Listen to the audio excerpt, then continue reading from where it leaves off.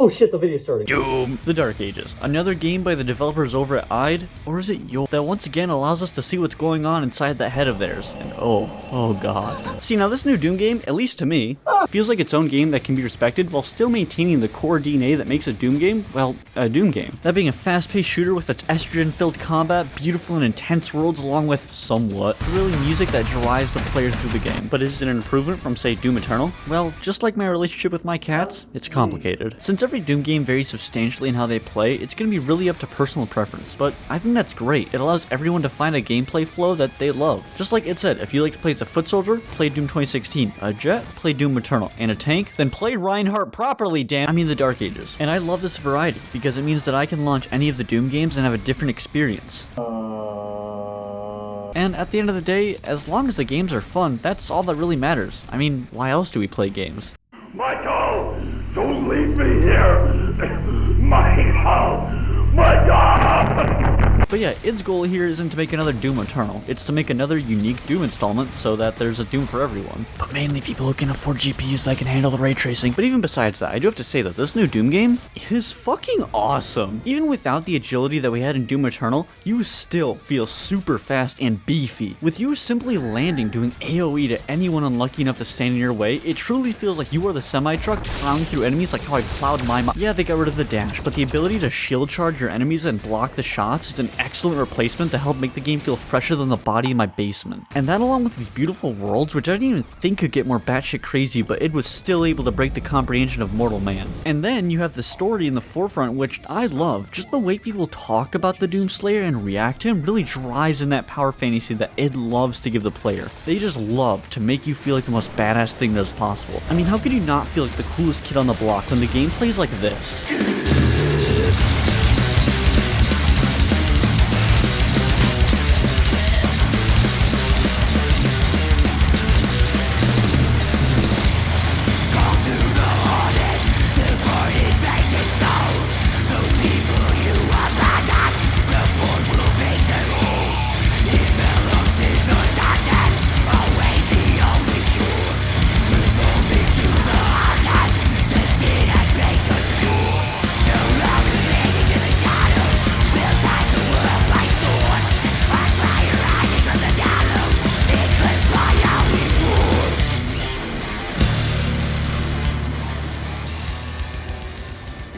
Fun fact, the singer of that song is really good at judging your Balatro plays. And you threw away another strike!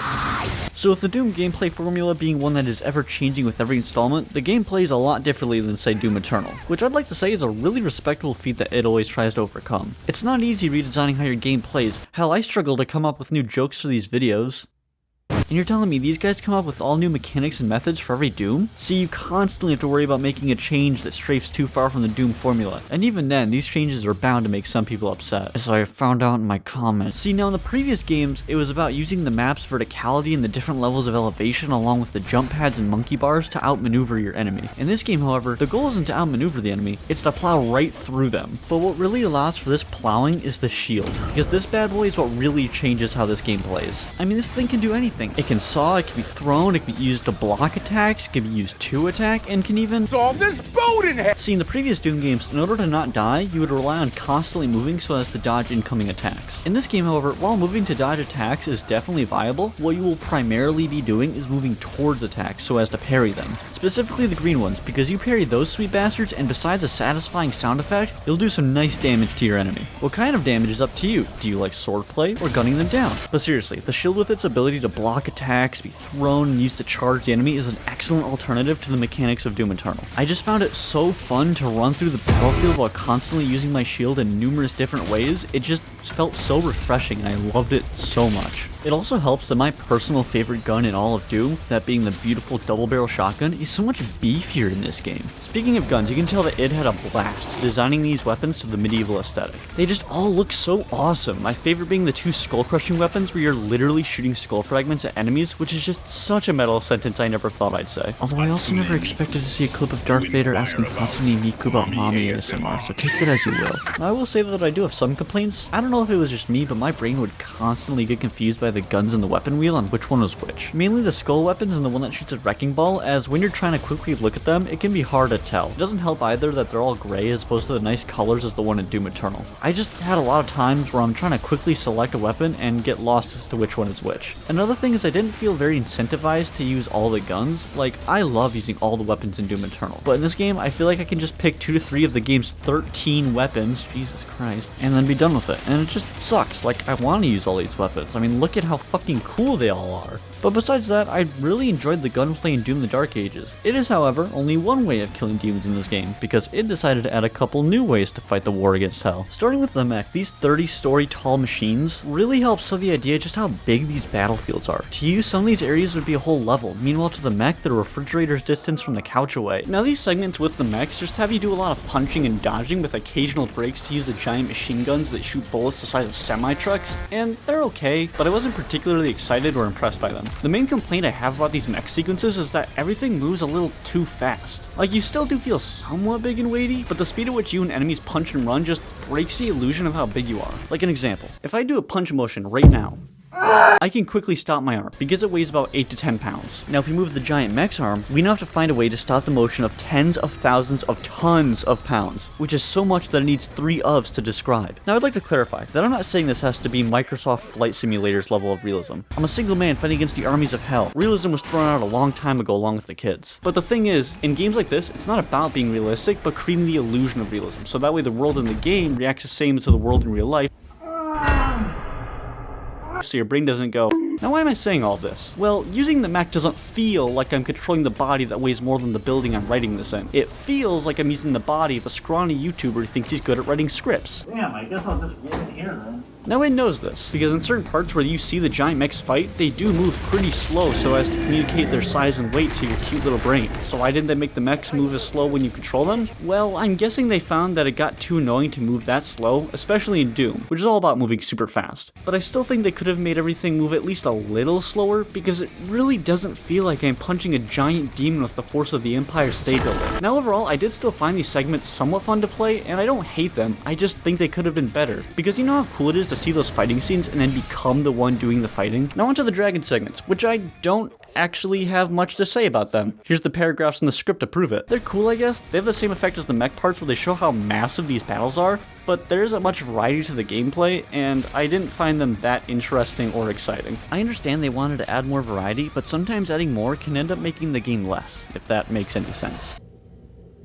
What the fuck are you talking about? Although I will say that they nailed the design of the dragon. It's just too bad he...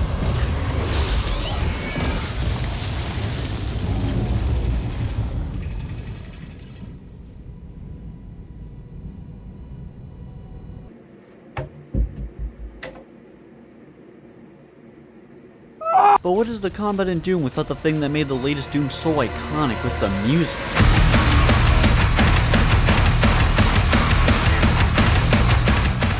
Now the music in this game is good. Like, I listened to the soundtrack and the people who made it did an excellent job, and I give props to them. But it just, I don't know, man. As you may or may not know, due to the controversy with Mick Gordon on the development of Doom Eternal, he did not return to make the music in Doom the Dark Ages. And it just, you can kind of tell. Like, again, the music is good, but it doesn't get me hyped up like it does in Doom 2016 and Eternal. See, in those games, when I got into a fight and the music started rolling like BFG edition, the music was the highlight. Banging your head while running around slaughtering demons just felt so amazing and blood pumping. In Doom the Dark Age, however, while I did still occasionally bang my head to the music from time to time, I didn't get the same kind of fuck yeah, let's go boys type of feeling. Like, I would literally get bummed out when I killed all the demons in the previous Dooms because it meant the music ended. In this game, I barely think about it.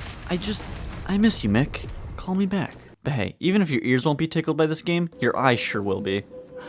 With the world.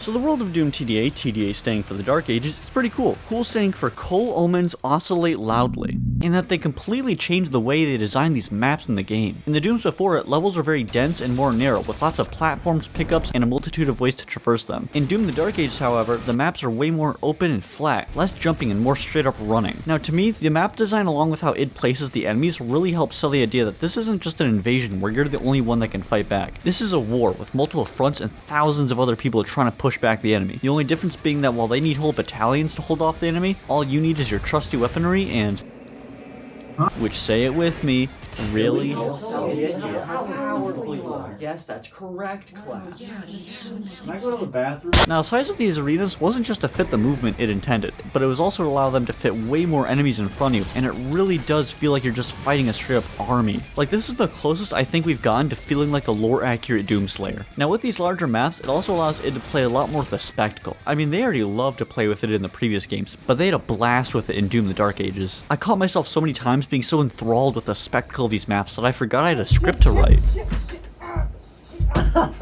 The beauty of these maps also added a lot of fun to the exploration of them, especially because there were so many more things to collect with them replacing the different types of runes that would normally level you up with the US gold standard. Ah, capitalism. Just like COVID, it makes its way into everything. So now instead of finding the upgrades, you have to purchase them with the currencies that you collect while exploring the maps. Which with all the equipment in this game to upgrade, like your guns, shield, and the melee weapons, that's right, melee weapons plural, the system makes sense, and still feels gamey, which is the vibe id loves to keep in their modern Doom games. But what is the world in the gameplay when we don't know why? And that's when we get to the story. Now, as you can tell, the story in this game is told a lot differently than the previous Dooms. Less PDF reading and more TikTok watching. And to me personally, I love this. Just seeing the way people talk and react to the Doomslayer is one of the biggest things that just really drills in how badass you are. I also found it did an excellent job at just adding to the world and making it feel more alive and really helped give the game a more unique personality. Now, is the story a good story? If I'm being honest, probably. Okay, I know that's not a great take for someone who's making a video about Doom to say, but to me, the purpose of this story is different from the stories of other games. See, usually the story is meant to give you a purpose, make you feel some sort of emotions, motherfucker, and help build up the world that the developers made. And while the story in Doom TDA is definitely trying to do all of that, it's not its main goal. See, its main goal is to make you feel like the most powerful and feared being in all of the realms so you can go to Satan and grab him by his. Oh my god, it's so slick. Now you're probably asking, wow, Anxious Hazmat, you smell so nice today. What cologne are you using? And to that I'd say, what are you doing in my house? But after that you might ask, what is the story in Doom the Dark Ages? And I'm here to give you a quick recap on it. So it starts off with you being used as a weapon by the Makers to defend the Night Sentinels, but whoa, you're being mind controlled? Not cool, bro. Thankfully there's a convenient cutscene that reveals that it's becoming harder and harder to control us. Gee, I sure hope this isn't. So you continue to go on missions fighting back hell until...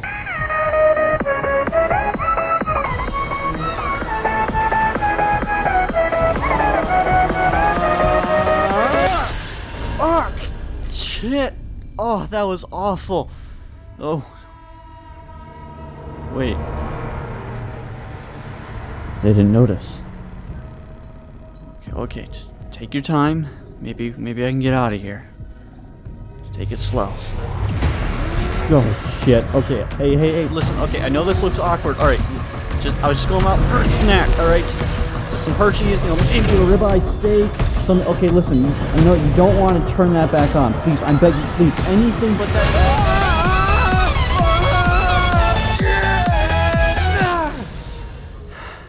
Oh, look at that. Looks like Daddy's new toy It ain't working anymore. Now, if you excuse me, I'm gonna go get that ribeye steak. So yeah, you're able to break free and gain your free will back. What will you do now that you can make your own choices? Oh, continue to kill demons? You know, I was thinking something more along the lines of therapy. So eventually the demons are trying to capture something called the Heart of Argent to make their leader Prince Azarak more powerful. Who is Prince Azarak? I don't know, man. Generic demon leader who wants to be a big, strong man. So after holding them off long enough, they find out that the Heart of Argent isn't a thing. It's a person. The scariest type of person. I mean the coolest thing in the world whose boundaries should be respected and treated to a nice dinner once in a while. Hashtag men should do the dishes too. Women. Specifically, a woman by the name of Thera. So your goal turns into keeping the demons from kidnapping her. And as you've learned in my last video, the Doomslayer never loses. Oh god damn! So they're able to kidnap her, and it's up to us to try and find her. And to do so, you wouldn't believe who we have to wake up. Hey, Cthulhu. Yeah, I got a favor to ask. Can you take me to hell? Holy fuck, dude. It had such a fun time designing these levels. Now, eventually, after journeying across dimensions and stomachs, you find Thera, where they're extracting her soul energy. I don't know, man. It doesn't matter. What does matter is they're able to harness it into Prince Azarak, and he's able to capture you. Huh. This sure is a pickle. Well, roll credits. Oh, Mom, the Doomslayer's playing with his nipple explosive again. Oh, shit. It actually freed the barrier? Wait. We can actually do this. Oh, Oh shit. So yeah, in this game, you canonically die and wake up in hell. And even in your demon form, you still have enough hatred to continue fighting. Payment required. So as you continue to fight through hell, you are eventually resurrected through the power of magic and menstrual blood. So like, can you revive anyone with this magic, or is there like a coolness level you have to be at first? With you being alive, you finally have the strength to help win this war, so you go on to finally fight Prince Azarek, and oh shit dude, I said fight, I didn't know you wanted me to put my hand around your neck like that. Hot damn. So after defeating him, he does unfortunately escape to hell, but you're able to rescue Thera, and then finally charge an assault into hell to stop Azarek once and for all.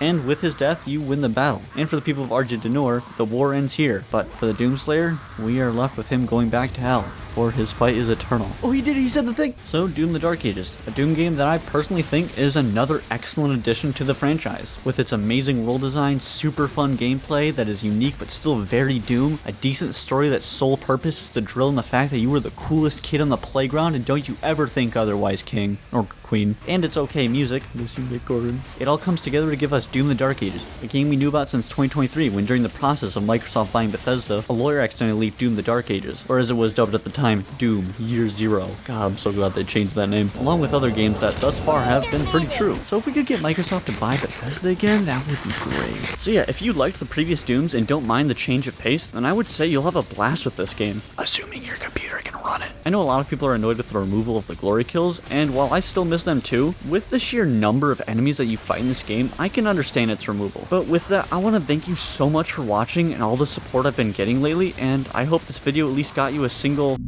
from you, and remember to eat your protein and look up Doomslayer Rule 34 for a more detailed summary of the lore.